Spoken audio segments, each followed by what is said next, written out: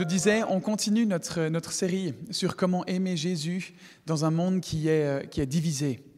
Et on est dans cette troisième semaine où on regarde une autre thématique encore de comment on peut représenter Jésus dans ce monde dans lequel on vit, dans cette société dans laquelle on vit.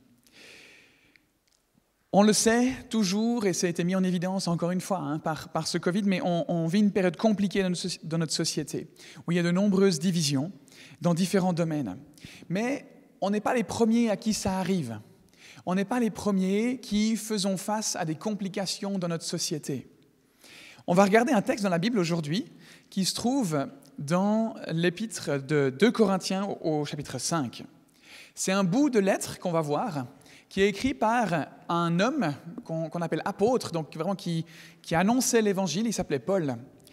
Et il a fondé beaucoup d'églises, il y a un peu moins de 2000 ans maintenant, en Asie mineure, et puis jusqu'à Rome, jusqu'en Europe.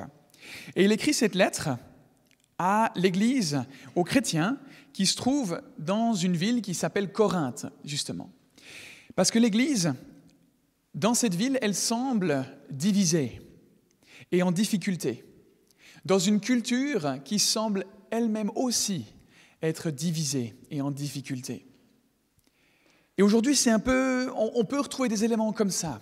Donc on n'est pas les premiers à qui ça arrive. Et on va regarder à ce passage comment Paul va les encourager, cette église, ces chrétiens, à représenter Jésus et son royaume dans une église qui est divisée et en difficulté et dans une société, dans une culture qui est divisée et en difficulté. Ils avaient reconnu Jésus comme leur Seigneur et leur Sauveur, mais ils semblaient avoir de la peine à le représenter, lui et son royaume, dans leur quotidien. Ça vous rappelle quelqu'un ? Avoir de la difficulté à représenter Jésus dans son quotidien. Qu'est-ce qu'on entend par royaume ? Qu'est-ce qu'on entend par représenter le royaume de Dieu ? C'est un thème un peu... pour les initiés, il ne faut pas être débutant dans la foi chrétienne pour comprendre ça. Ça veut simplement dire représenter un système de valeurs. Parce qu'un royaume, à quelque part, c'est une façon d'être, c'est une façon de faire, c'est une façon de vivre. C'est le roi, c'est la royauté qui détermine cette façon de vivre. Et puis Jésus, c'est le roi. Donc représenter le royaume de Jésus, c'est représenter les valeurs, le système de valeurs de Jésus dans cette culture dans laquelle on est. Alors comment aimer comme Jésus dans un monde divisé ? Aujourd'hui, on va aborder 4 éléments. 4 choses qu'on retrouve dans ce passage de la lettre à l'église de Corinthe qui nous montrent comment représenter Jésus et son royaume. Pour nous aussi, c'est parfois compliqué de représenter Jésus et son royaume. On va au travail, on va aux cours, on va aux études, et où on est en contact avec nos voisins, où on est en vacances. Et partout où on va, on vit certaines choses. Voilà, c'est la vie, on vit des choses. Mais dans ces choses, c'est pas facile d'aimer comme Jésus. Alors comment est-ce qu'on fait ? 4 choses. La première chose que l'apôtre Paul va relever, c'est que quand on est chrétien, quand on a reconnu Jésus comme notre Seigneur et notre Sauveur, on va avoir une nouvelle perspective sur la vie. Ouais, il ne marche pas, on dirait. Est-ce que tu peux passer la slide suivante, s'il te plaît ? On va avoir une nouvelle perspective sur la vie. C'est ça que ça implique de connaître Jésus. Qu'est-ce que ça veut dire ? Ça veut dire qu'on voit les choses différemment parce qu'on a une nouvelle vie en Jésus. Est-ce que vous êtes déjà retourné à un endroit que vous aimiez beaucoup quand vous étiez enfant ? Et puis cet endroit, quand vous étiez petit, il paraissait monstrueux, énorme. Puis quand vous y retournez en tant qu'adulte, vous dites « c'est pas comme dans mes souvenirs. Je m'en souviens pas comme avant. » Eh bien, quand on accepte Jésus comme son Seigneur et Sauveur, c'est des fois la même chose. On change de perspective sur ce qu'on connaissait avant. Et c'est ce que la venue de Jésus dans nos vies provoque. En tant que chrétien, on est censé voir le monde avec des lunettes différentes que les personnes qui ne connaissent pas Jésus. Un des défis avec ça, une des raisons qui fait que les chrétiens ont de la peine à aimer comme Jésus dans un monde divisé, C'est parce qu'on ne porte pas ces nouvelles lunettes. Moi, en été, je porte des fois des lunettes de soleil et souvent, elles glissent et ça m'énerve. Alors, j'ose pas imaginer ceux d'entre vous qui portent des lunettes au quotidien. Ça ne doit pas être facile. Courage. Ce que je veux dire par là, simplement, c'est que quand on devient chrétien, on a une nouvelle paire de lunettes. Et on la porte au quotidien, cette paire de lunettes. Mais le défi, c'est que souvent, cette paire de lunettes, elle glisse. Et puis, on voit les choses différemment. C'est un peu plus compliqué de voir les choses. Et on a besoin de remonter ces lunettes sur nos yeux pour voir plus clairement. Paul il va l'exprimer de cette façon dans 2 Corinthiens 5, au verset 16 et 17. Je peux passer la slide suivante. « Ainsi, désormais, nous ne percevons plus personne de manière humaine. » Ça veut dire que depuis qu'on est devenu chrétien, on ne regarde plus les gens de la même manière. Avant, on aurait pu se dire « J'aime pas cette personne parce qu'elle est différente de moi. J'aime pas cette personne parce qu'elle fait ceci ou cela. J'aime pas cette personne parce qu'elle pense de cette façon-là. » Mais maintenant, c'est différent. Parce qu'avec ces nouvelles lunettes, on voit les gens plus comme nous, on voudrait les voir, mais comme Dieu les voit. Et la perspective de Dieu sur chaque être humain est différente de ce que nous, on perçoit. Et ça, c'est possible par cette nouvelle paire de lunettes seulement. Je reprends le verset. « Et si nous avons connu Christ de manière purement humaine, » donc Paul il dit ça parce qu'en fait, ils l'ont connu, au quotidien, ils l'ont côtoyé pendant quelques années avant qu'il meure sur la croix. Maintenant, nous ne le connaissons plus ainsi. Il n'est plus là humainement, il est là en esprit. Si quelqu'un est en Christ, il est une nouvelle créature. Les choses anciennes sont passées, voici, toutes choses sont devenues nouvelles. Paul dit ici que ce qui fait qu'on a une perspective différente sur les gens, c'est le fait de connaître Jésus. Et les deux choses, elles sont liées. Peut-être que certains d'entre vous vous posez des questions sur la foi. À quoi ça sert, à quelque part? Mon quotidien, il est normal, il change pas. Je connais Jésus, oui, mais en fait, dans mon quotidien, ça ne change rien. Je vais au travail, j'essaie d'être gentil avec les gens, j'essaie de faire mon boulot le mieux possible, j'essaie d'être en bon terme avec mes voisins. Personnellement, quand je parle de la foi avec des gens qui ne croient pas en Dieu, ils me donnent l'impression que la foi en Dieu, c'est suivre un certain nombre de règles. Ah, tu dois aller au culte le dimanche matin. Ah, tu dois prier. Ah, tu n'as pas le droit de jurer. Ah, tu dois faire comme ça. Le regard que les gens posent sur ma foi, c'est ça. Un ensemble de règles que je dois respecter. Et que ces règles, ils imaginent qu'elles me calment, qu'elles me font du bien, que je m'impose un cadre pour justement être bien dans mes pensées, bien dans ma tête. Et peut-être que c'est ce que vous vous dites. La foi chrétienne, c'est ça, c'est respecter un certain nombre de règles. Mais ce n'est pas le cas. Le respect de ces règles, c'est la conséquence de ce qui s'est passé. Mais ce n'est pas la cause. Dès le moment où ça devient la cause, on est dans une religion. On est dans un truc beaucoup trop rigide, beaucoup trop strict, qui fait qu'en fait, on ne fait pas les choses pour les bonnes raisons. L'évangile, ce n'est pas « tu fais », mais c'est « Jésus a fait ». La conséquence de ce changement de perspective, la conséquence d'avoir réalisé que c'est Jésus qui a fait, c'est maintenant, je veux faire. Parce que je veux honorer et respecter ce Dieu qui m'a sauvé, qui a tout fait. C'est une fois qu'on est une nouvelle créature, qu'on a une nouvelle perspective. Donc on a reçu ces nouvelles lunettes, mais après on arrive au travail ou aux études, ou on sort dans notre jardin puis on voit le voisin, on passe du temps en famille, et en fait on fait face à des gens qui sont un peu irritants, qui sont un peu désagréables, qui sont un peu malaisants. Ou bien on est juste en désaccord avec eux. Ou bien on est stressé. Et ces lunettes, qui sont censées être bien en place, elles glissent. Et là où on peut voir la personne comme étant belle, au-delà de ce qu'elle dégage, on s'arrêtera à ce qu'on regarde, à ce qu'on voit, avec ces lunettes qui ont glissé, avec ces yeux d'avant qu'on avait. Et on pourrait se dire qu'on a le droit de dire aux autres ce qu'on pense, qu'on a le droit de s'énerver, et de camper sur nos positions, parce que l'autre aussi il le fait. Et pourquoi moi je bougerais? Ça peut être vrai dans notre société, mais dans le royaume de Dieu, pour les personnes qui portent ces nouvelles lunettes, les choses elles sont un peu différentes. On a des lunettes qui font qu'on ne perçoit plus les autres comme nos ennemis, mais comme des gens qui sont prisonniers de guerre. Et j'aimerais vraiment vous laisser avec cette phrase.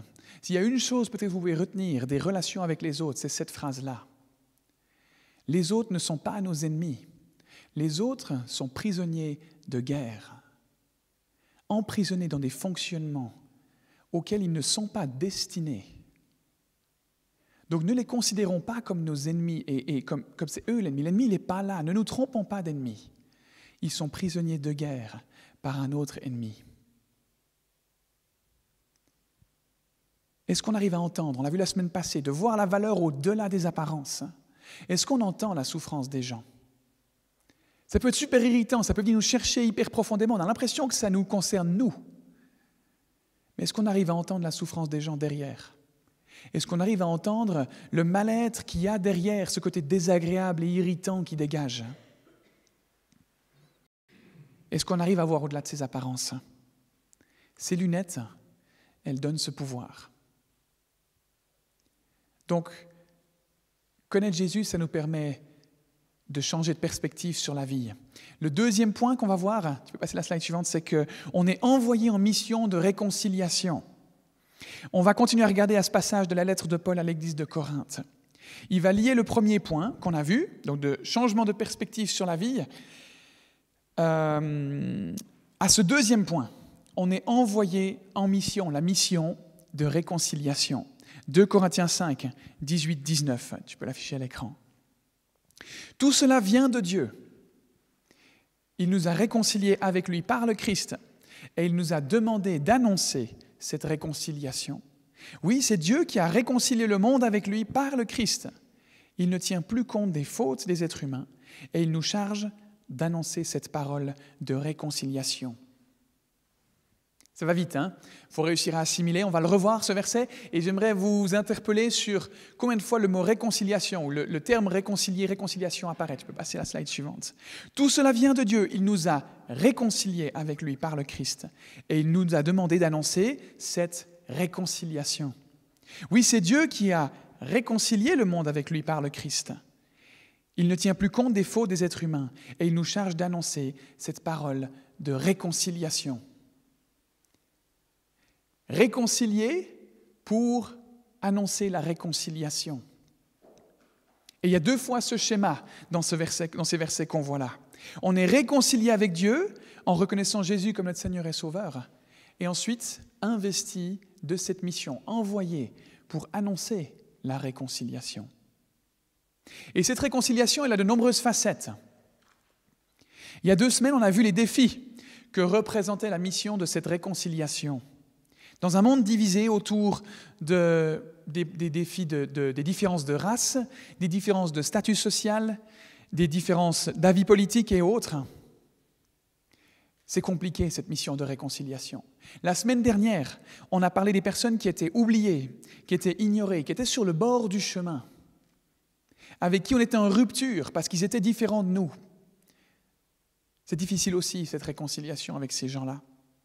Et on a vu comment, en leur accordant de la place, en choisissant d'écouter, on luttait contre la division et en faveur de cette réconciliation. Et la semaine prochaine, on va parler des abus sexuels, des blessures et de la souffrance que ça implique, et comment on peut amener la réconciliation avec Dieu dans ces vies qui sont brisées, qui sont dévastées par des abus. La réconciliation a donc de nombreuses facettes. Ce n'est même pas complet ce que je vous partage ici. Mais elle commence par le fait de moi-même être réconcilié avec Dieu. Donc comment représenter Jésus et son royaume dans un monde qui est divisé, dans un monde qui est fracturé? Premièrement, porter ses lunettes, avoir conscience qu'on a changé de perspective sur la vie. Deuxièmement, comprendre qu'en étant réconcilié avec Dieu, on est envoyé en mission de réconciliation auprès de chacun autour de nous.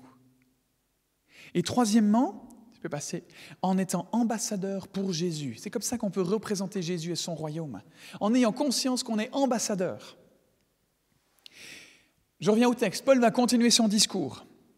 Les chrétiens sont appelés à aller en mission de réconciliation et il prend une image assez parlante pour dire ce que ça veut dire, celle d'un ambassadeur. Voilà comme il le dit dans 2 Corinthiens 5 au verset 20. « Nous sommes donc des ambassadeurs pour Christ, comme si Dieu adressait par nous son appel, cet appel de réconciliation. Nous supplions au nom de Christ, soyez réconciliés avec Dieu. » Comment aimer dans un monde qui est divisé? En étant ambassadeur de Jésus.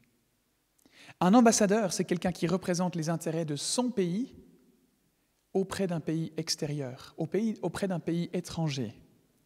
On est dans un pays étranger, on est dans un monde étranger. Ça fait partie du premier point qu'on a vu, avoir une nouvelle perspective. On vit sur cette terre, mais on n'est pas chez nous. On a d'abord besoin de comprendre qu'on n'est pas chez nous pour ensuite représenter les intérêts de notre patrie d'origine. Ensuite seulement, on peut comprendre ce que ça veut dire d'être ambassadeur. 1 Pierre 2, verset 11, va nous dire « Bien-aimés, je vous encourage, en tant que résidents temporaires et étrangers sur la terre. » Dans un autre passage, quand Jésus était sur terre, il l'a dit d'une autre manière à ses disciples, dans Jean 20, au verset 21. « Tout comme le Père m'a envoyé, moi aussi je vous envoie. » Envoyé où? Sur terre. Oui, mais ils sont déjà sur terre. Oui, mais leur perspective a changé. Ils sont maintenant des résidents temporaires. Ils habitent dans ce monde, mais dans leur tête, dans leur pensée, dans leur cœur. Cette patrie, ce monde n'est plus leur patrie, n'est plus leur résidence principale. Mais de façon visuelle, ça l'est toujours. C'est les lunettes qui ont changé, pas le reste. Jésus a été envoyé dans un monde divisé pour nous réconcilier avec Dieu. Nous aussi, comme Jésus, on est envoyé dans la division pour amener la réconciliation. Jésus dit même que cette réconciliation, ça devrait être notre priorité numéro 1. C'est dans Matthieu 6 au verset 33, tu peux passer la slide. Recherchez d'abord le royaume et la justice de Dieu, et tout cela vous sera donné en plus. Qu'est-ce qui nous sera donné en plus? Les besoins matériels, c'est ce qui est autour de ce verset qu'on vient de lire. Jésus nous ordonne, parce que c'est un ordre, d'annoncer, de considérer comme notre priorité principale cette réconciliation. Avant même de se soucier de comment on va faire pour vivre. Peut-être qu'au lieu de m'écouter, là vous êtes en train de vous dire « Qu'est-ce que je fais à midi comme repas ?» Un bon petit poulet rôti, ou peut-être qu'il est même déjà au four et vous l'avez programmé pour tout à l'heure. Et on pense à nos besoins matériels. Jésus nous demande, d'une manière ou d'une autre, de considérer la réconciliation comme plus importante que ce repas de midi qu'on est en train de préparer dans notre tête actuellement. Être ambassadeur, ça veut dire que le pays qu'on représente n'est pas là. On est ambassadeur dans un pays étranger. On ne peut pas être ambassadeur dans son propre pays. On représente les intérêts d'un autre pays dans un pays qui n'est pas le nôtre. Jusqu'à ce que Jésus revienne, on est appelé à être ses ambassadeurs. Est-ce que mes relations avec mes voisins reflètent que je suis ambassadeur de Dieu? Est-ce que ma façon d'être en relation avec les gens qui pensent différemment de moi montre que je suis ambassadeur de Dieu? Est-ce que ma façon de remplir ma déclaration d'impôt montre que je suis ambassadeur de Jésus? Est-ce que ma façon de prendre les transports publics, j'ai oublié de prendre mon billet, montre que je représente Jésus et son royaume? Sinon, si ce n'est pas le cas, c'est que je n'ai pas d'abord considéré le royaume de Dieu et sa justice en premier lieu. Je n'ai pas mis son système de valeurs et son système de pensée à la première place. Mais j'ai exprimé ma loyauté envers un autre système de pensée, un système de pensée qui me correspond à moi, qui me fait du bien, mais qui n'est pas le royaume de Dieu. Et ces éléments, ils ont pris le dessus sur ce que Dieu m'ordonne d'être, de représenter Jésus et son royaume. Éphésiens 6, les versets 19 et 20. Demandez à Dieu de me donner, quand je parle, c'est Paul qui demande ça à l'église d'Éphèse, aux chrétiens d'Éphèse, les mots que je dois dire pour annoncer avec assurance le secret que révèle l'Évangile. C'est de cet Évangile que je suis l'ambassadeur, un ambassadeur enchaîné. Priez donc pour que je l'annonce avec assurance, comme je dois en parler. L'apôtre Paul a plusieurs fois été en prison. Je vous ai raconté tout à l'heure qu'il a implanté un nombre important d'églises il y a un peu moins de 2000 ans. Ça ne s'est pas fait de façon facile. Il s'est fait jeter des pierres, il s'est fait mettre en prison, il s'est fait tabasser. Et là, il parle d'un moment justement où il est en prison. Parce que, je ne vous l'ai pas dit, mais représenter Jésus et son royaume, être ambassadeur dans un monde qui n'a pas forcément envie d'entendre parler des intérêts de ce pays, ça a un coût. Et l'apôtre Paul, il en est un magnifique exemple dans ce cas-là. Il cherchait à être l'ambassadeur le plus fidèle possible de la mission de réconciliation que Dieu lui avait donnée. Et il demande aux autres chrétiens de prier dans ce sens-là, à Dieu. Le livre des Actes nous raconte un peu ses voyages, et notamment un de ses séjours en prison qui lui a permis de voir le geôlier, le responsable de la prison, se convertir, donner sa vie à Jésus, lui et toute sa famille. Ils ont été réconciliés avec Dieu. Mais la réalité, comme je vous le disais, d'être un ambassadeur de Dieu dans un monde qui est brisé, qui est divisé, qui est fracturé, c'est que ce n'est pas facile. C'est même difficile. Et je comprends de loin pas tous les enjeux auxquels notre société elle est actuellement confrontée. Je ne suis pas le plus grand des théologiens. Je ne suis pas celui qui comprend le mieux qui Dieu est. Je n'ai pas toutes les réponses à ce qu'on est en train de vivre actuellement. Mais ce que je sais, ce dont je suis convaincu, c'est que si on veut faire face, si on veut affronter ces failles, ces fractures de notre société, cette colère, cette frustration, la peur chez les gens, on a besoin de le faire en représentant Jésus et son royaume, en aimant comme lui. Aimer comme Jésus dans un monde divisé, ça nécessite donc d'avoir une nouvelle perspective sur la vie, de porter ses lunettes. Ça nécessite de reconnaître que notre mission, c'est d'annoncer la réconciliation avec Dieu. Et c'est d'être conscient qu'on est ambassadeur dans ce monde divisé. Et dernièrement, qu'est-ce qui va motiver tout ça? Qu'est-ce qui va motiver cette représentation? C'est le quatrième et dernier point qu'on va voir aujourd'hui. C'est que c'est en raison de la croix. En raison de ce que Jésus a accompli sur la croix. C'est ce que Paul aborde dans le dernier verset de cette partie de sa lettre. 2 Corinthiens 5, au verset 21. Le Christ était sans péché, mais Dieu l'a chargé de notre péché. Alors maintenant, par le Christ, Dieu nous a rendu justice. Jésus sur la croix, il est devenu péché. Ça veut dire qu'il a porté toutes les erreurs, tous les péchés qu'on a faits. Le prophète Ésaïe, qui a existé longtemps avant Jésus, il annonçait déjà ça. Et voilà ce qu'il annonçait dans Ésaïe 53, au verset 6. « Nous errions tous, ça et là, on était tous perdus, comme un troupeau éparpillé. C'était chacun pour soi. Mais le Seigneur, lui, c'est Jésus, mais le Seigneur, lui, a fait subir les conséquences de nos fautes à tous. En devenant péché sur la croix, il a pris toutes les conséquences, toute la colère que Dieu avait vis-à-vis de l'être humain. Parce que ces erreurs qu'on fait, ces péchés qu'on commet, elles mettent Dieu en colère. Parce que dans sa sainteté, dans qui il est, dans son système de valeurs et de pensée, il ne peut pas accepter notre façon naturelle de fonctionner. Ça crée une rupture, il y a une division. C'est pour ça qu'il y a besoin d'une réconciliation avec Dieu. Et cette réconciliation, cette colère, elle disparaît. Comment? Par Jésus sur cette croix. Parce que Jésus sur la croix, il a pris toutes ces erreurs, toute cette colère, et il y a mis fin. C'est ça la puissance de l'Évangile. Pour quel résultat? Pour qu'on soit juste devant Dieu. C'est le terme que la Bible utilise pour parler d'être sauvé. On est juste devant Dieu. Il n'est plus en colère contre nous, on est justifié, on est juste. Ça veut dire que quand on est chrétien, on reconnaît qu'on a commis des fautes et que Jésus, sur la croix, il a pris ses fautes sur lui et que ça nous a lavés de nos fautes.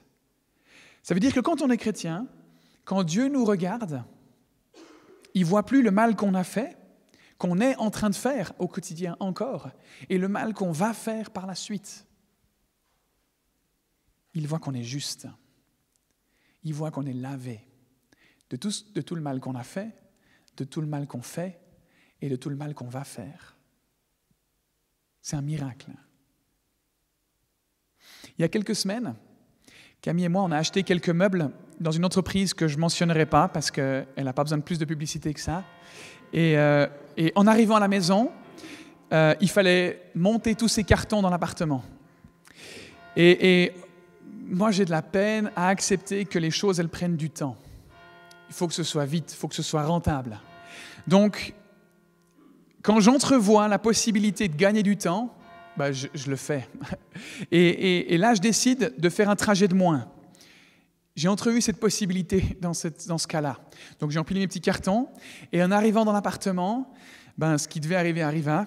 J'ai dû faire une petite manœuvre. Et bien évidemment, le tas de cartons m'a déséquilibré.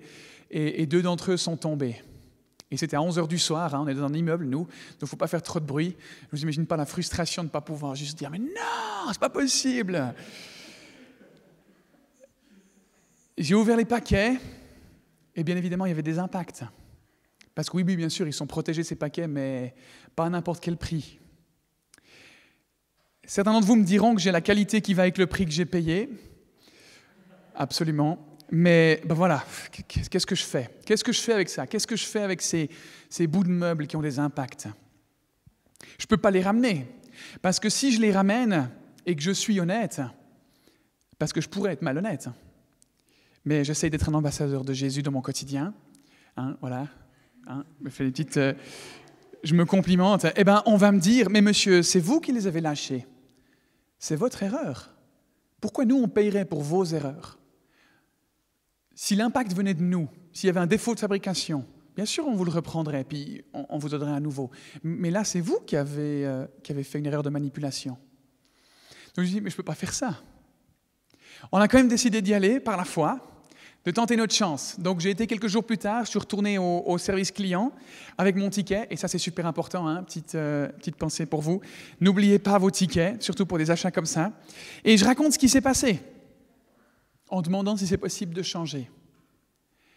La personne ne m'a pas posé une seule question, elle a pris les paquets, m'a donné un bon d'échange, et j'ai pu aller racheter mes meubles. Ça c'est la grâce. C'est la grâce. C'est ce que Jésus a fait sur la croix. Ce que je méritais, il ne me l'a pas donné. Il m'a fait cadeau. Il n'a pas regardé ma faute comme un moyen de me le faire payer. Il a lavé ma faute et il m'a racheté. Il m'a donné un bon d'échange. La possibilité d'une nouvelle vie. La possibilité de nouvelles actions. Quand je comprends ce que Jésus a fait, quand je comprends ce que Jésus a fait sur la croix, ça devient alors ma motivation à agir et à aimer dans un monde qui est divisé. C'est le fait de moi-même comprendre ce pardon qui m'a été accordé, qui m'équipe pour annoncer ce pardon, pour annoncer cette réconciliation. Quand je comprends ce qui m'a été accordé à moi, le pardon qui m'a été accordé, je peux être plus facilement enclin à pardonner à mon voisin qui m'agace avec sa petite haie là. À être plus patient avec cette personne qui ne veut pas changer. À montrer de l'amour à mon collègue de travail qui me tape sur le système. Et je peux amener la réconciliation entre lui et moi. Je peux amener la réconciliation entre 2 personnes qui n'arrivent pas à s'entendre. Paul explique ça, ce que je vous raconte là, dans les versets qui sont juste avant ceux qu'on vient d'analyser. En introduction, c'est les derniers versets qu'on va voir aujourd'hui, 2 Corinthiens 5, 14 à 15. L'amour du Christ remplit notre cœur quand nous pensons à ceci. Un seul homme est mort pour tous, c'est le Christ. Donc, tous participent à sa mort. Quand on comprend ça, quand on reconnaît ce qu'il a fait, ça transforme notre façon de faire face à la souffrance, la division et les fractures de notre société. Il est mort pour tous. Ainsi, les vivants, c'est ceux qui ont reconnu Jésus comme leur Seigneur et Sauveur, ne vivent plus pour eux-mêmes. Ils vivent pour le Christ qui est mort pour eux et qui, pour eux, s'est réveillé de la mort. Vous voulez aimer comme Jésus dans un monde divisé? Pour ça, on a besoin de représenter Jésus et son royaume de la bonne manière. Parce qu'il y a des gens qui représentent Jésus et son royaume dans le monde, mais ce n'est pas ce que représente Jésus et son royaume. On n'est pas d'office un bon ambassadeur. On peut être un très mauvais ambassadeur. On a besoin de représenter Jésus et son royaume de la bonne manière. Ça se fait en mettant ces lunettes qui changent notre perspective sur la vie. Ça se fait en reconnaissant, en travaillant à la réconciliation avec Dieu. Ça se fait en ayant conscience qu'on est ambassadeur pour Jésus. Et que tout ça, ça a lieu en raison de ce que Jésus a fait sur la croix. Parce que c'est ça la motivation. C'est ça l'essence. C'est ça ce qui va nous permettre d'agir. C'est parce que nos blessures, nos fractures, notre division intérieure sont restaurées à la croix qu'on peut ensuite aimer comme Jésus dans un monde qui est divisé. Peut-être que vous n'avez jamais donné votre vie à Jésus et que ce qu'on a abordé, cet aspect d'être réconcilié avec Dieu, vous fait prendre conscience de votre désir et de votre besoin de le laisser entrer dans votre vie. Peut-être aussi, ces personnes-là, j'aimerais vous inviter simplement à faire cette prière avec moi, à répéter avec moi quand je le ferai, cette prière, parce que c'est tout simple. On n'a pas besoin de venir se mettre à genoux devant, on n'a pas besoin de mettre sa vie en règle pour donner sa vie à Jésus. Ça peut se faire simplement par des paroles prononcées comme ça, en lui disant qu'on aimerait qu'il entre dans notre vie. Et peut-être aussi que vous êtes déjà réconcilié avec Dieu, mais que cette mission de la réconciliation, le fait de porter ses lunettes, cette conscience d'être ambassadeur, cette conscience que tout ça, la motivation de tout ça, c'est la croix, ce n'est pas toujours facile à vivre. Si c'est le cas, j'aimerais aussi vous inviter à faire cette prière avec moi, parce qu'on a besoin au quotidien de grandir. La Bible, dans son ensemble, nous encourage à ressembler davantage à l'image de Jésus, à davantage ressembler à Jésus. Notre rôle au quotidien, c'est de nous positionner, c'est de nous engager à chercher à ressembler à Jésus un peu plus. Donc si vous êtes déjà réconciliés, votre rôle, votre responsabilité, c'est de travailler à être un meilleur ambassadeur, à être une meilleure ambassadrice de Jésus et de son royaume. Je vous invite à simplement fermer les yeux et puis on va prier. Seigneur Jésus, merci pour ce que tu as fait sur la croix. Merci parce que tu as pris toutes mes fautes. Merci parce que par cette croix, tu m'as rendu juste. Et je veux le reconnaître encore une fois, ou pour la première fois, tu m'as sauvé de mes péchés. Et j'ai besoin que tu renouvelles ma perspective sur la vie, que tu m'équipes pour travailler à la réconciliation autour de moi, que tu me rendes conscient d'être un ambassadeur de toi, de ton royaume, ou une ambassadrice. Et j'ai besoin que tu m'aides à me souvenir de ce que tu as fait sur la croix. Cet endroit où tu m'as guéri de mes blessures et de mes fractures. Merci pour ce que tu as fait. Aide-moi à te représenter dans ce monde qui est divisé. Amen. Peut-être que vous avez donné votre vie à Jésus pour la première fois aujourd'hui. Et si c'est le cas, j'aimerais beaucoup le savoir.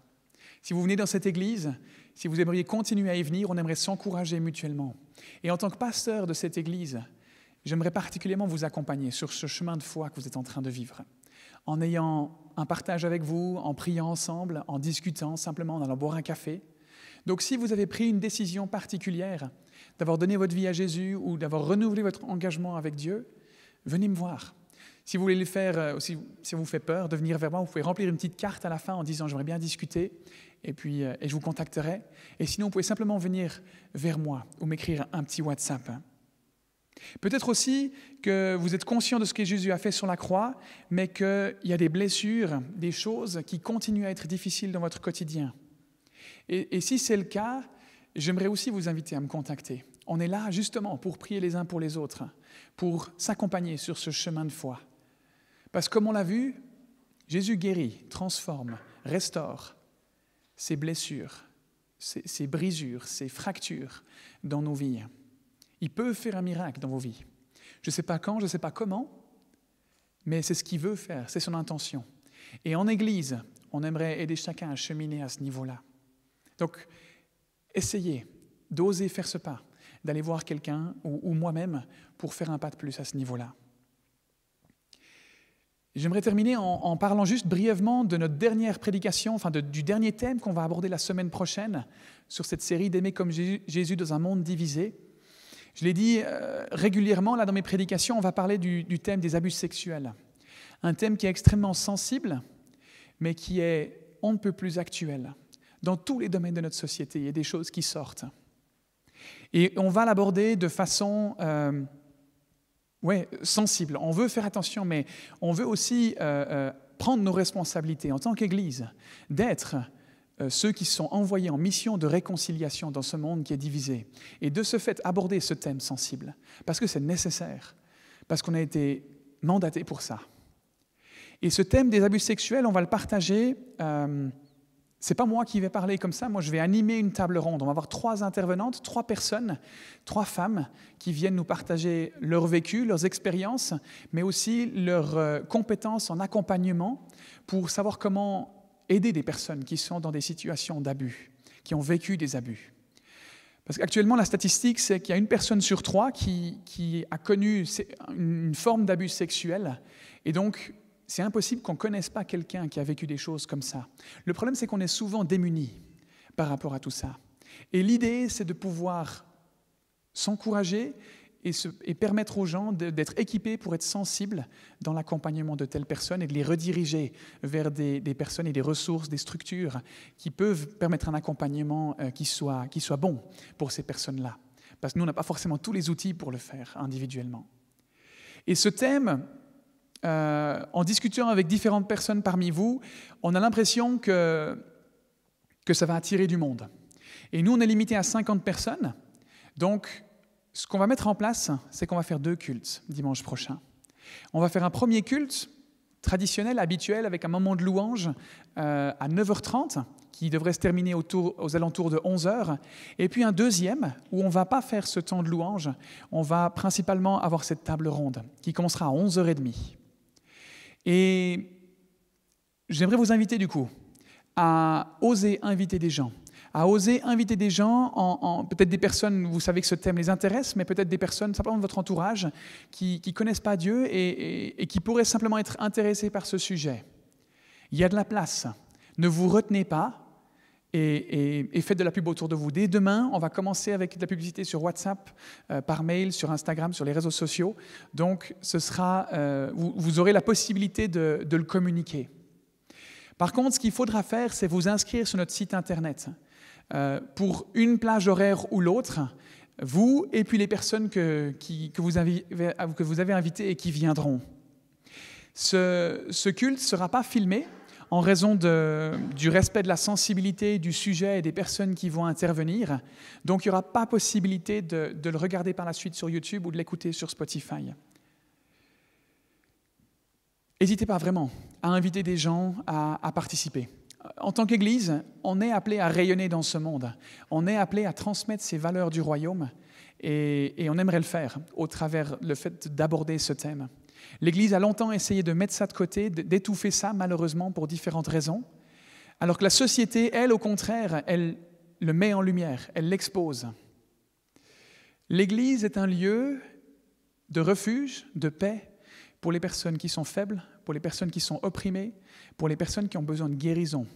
Ça doit être un lieu sécure. Soyons les porteurs de cette vision-là, en osant aborder cette thématique, en osant inviter des gens à venir entendre ce que Jésus, ce que Dieu pense de cette thématique-là. Je vous invite aussi à prier pour ça, parce que c'est très sensible, pour que ce soit fait avec sagesse, pour que ce soit fait avec intelligence. Merci pour vos prières.